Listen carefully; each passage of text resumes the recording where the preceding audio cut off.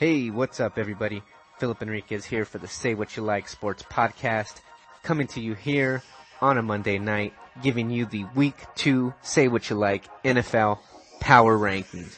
Now, Week 1 is in the books. It was full of sloppy play and lackluster offenses, but look, that's not quite enough to call Week 1 boring, in my opinion. Not by a long shot, because when the Super Bowl champion New England Patriots get blown out at home, and Alex Smith, Jared Goff, and Sam Bradford are the most, how do I put it, explosively efficient quarterbacks, who could call all these Week 1 surprises boring?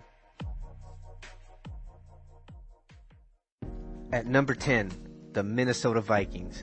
Now, I had a choice here between the Broncos and the Vikings, and the Broncos nearly choked away that victory to Phillip Rivers in the fourth quarter, and meanwhile, the Vikings and Sam Bradford, dare I say it, actually look good. And I'm talking about both sides of the ball. Bradford threw for 346 yards and 3 touchdowns. And the first round draft pick, Dalvin Cook, he looks like a bad boy. He ran for 127 yards on 22 carries. And now it's like, man, this Vikings team is dangerous because they seem to have the offense that's going to complement that very scary defense. At number 9, the Detroit Lions. Now, after opening the season with a pick 6, the defense took it to the house. The highest paid player in the league bounced back, and what did he do? He threw for 4 touchdown passes in a 35-24 win over the seemingly over-the-hill Cardinals.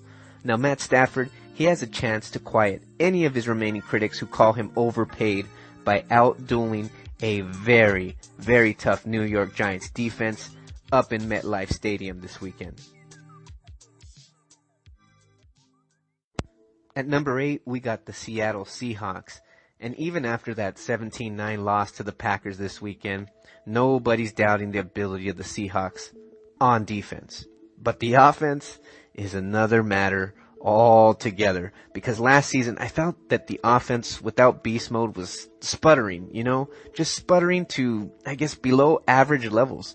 And behind this bad offensive line and a questionable group of running backs, I don't think there's any reason to believe or even think that the offense is going to improve very much from what we're seeing these last couple of years. So Seahawks have the defense, but not the offense.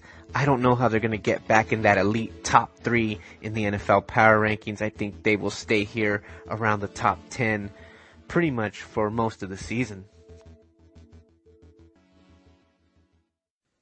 At number 7, the Oakland Raiders. Now, after an impressive 26-16 road win over the Tennessee Titans, another playoff hopeful, the Oakland Raiders look like they're pretty much on their way to solidifying themselves as completely legit AFC title contenders, because Marshawn Lynch showed he could still reach that beast mode when he needs to.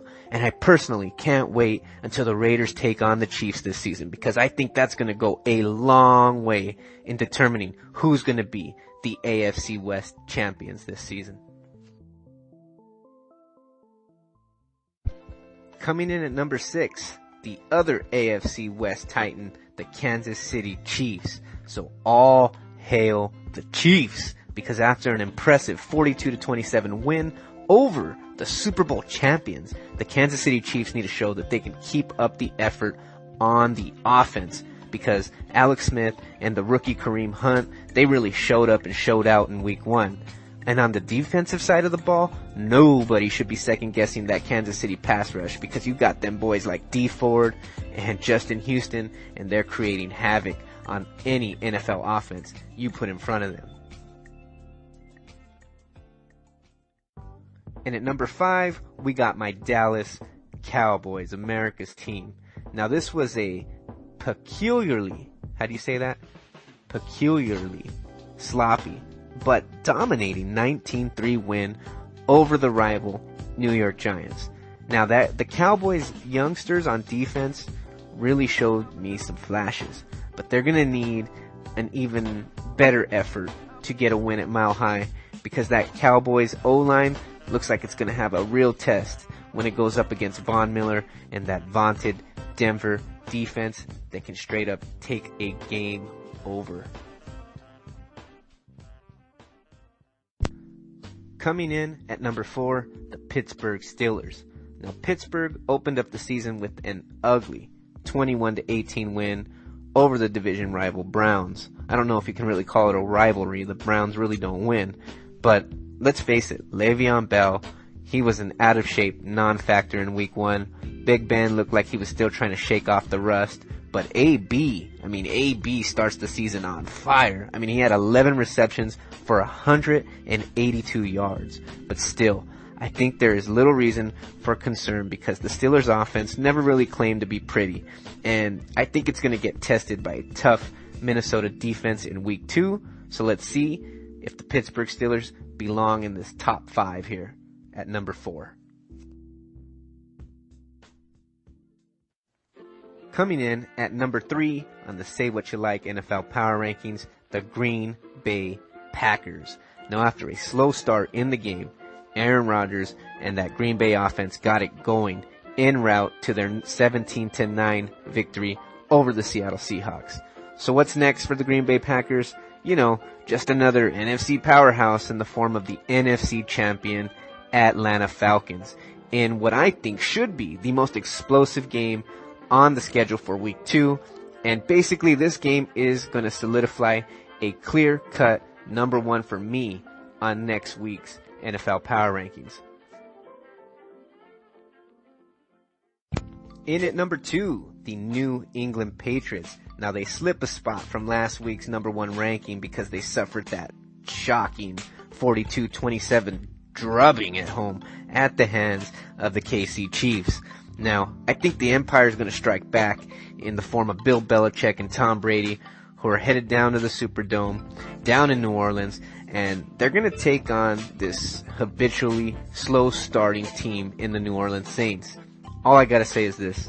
I wouldn't want to be Sean Payton or Drew Brees or a New Orleans Saint fan on Sunday for that matter, because I can't see Tom Brady and Bill Belichick going 0-2. Just don't see it. At number 1, the Atlanta Falcons. So with this Patriot loss and a 23-17 win on the road over the Bears, the NFC champions sit atop the SayWhatchaLike Week 2 Power Rankings. Now what's up next for the Dirty Birds? Well, an NFC Championship rematch with Aaron Rodgers and the Pack. So if Matt Ryan is going to win that shootout with Aaron Rodgers next weekend on Sunday Night Football, then Julio Jones is going to have to step it up big time from his Week 1 performance, because he just had 4 catches for 66 yards. But then again, I don't expect to see 2 bad games in a row from Julio Jones. So whoever wins next Sunday Night Football's game is probably going to be your number 1 in Week 3's edition of these same Power Rankings.